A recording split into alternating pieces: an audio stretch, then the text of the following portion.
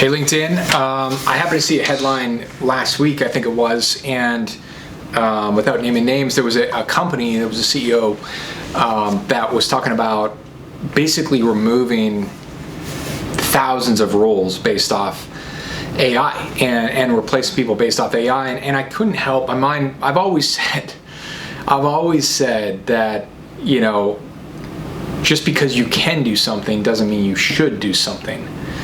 Right, and so I went back when I was like 18, 19. I read, and maybe a little bit older than that. I read J. Paul Getty's book, and in that book, I remember a statement that his father made to him about your role, your duty as a business person, as a business owner, is not just to enrich yourself, but to provide jobs and create jobs for other people. And I've always believed that, you know, a company.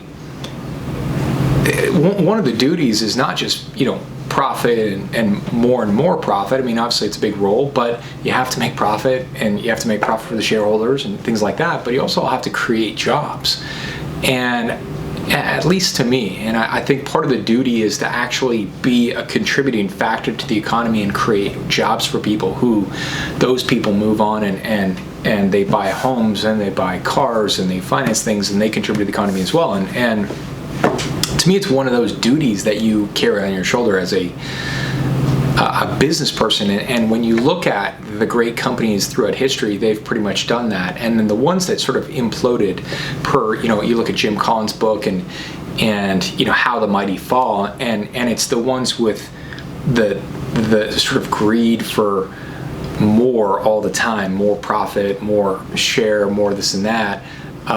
He said the undisciplined pursuit of more, I believe he said, and those companies tend to fail. And I think that when you get distracted as leadership and you start just chasing dollars and you start making moves just on dollars and perhaps cutting people that you don't necessarily need to cut, just because you could replace them with AI, that to me that's a slippery slope.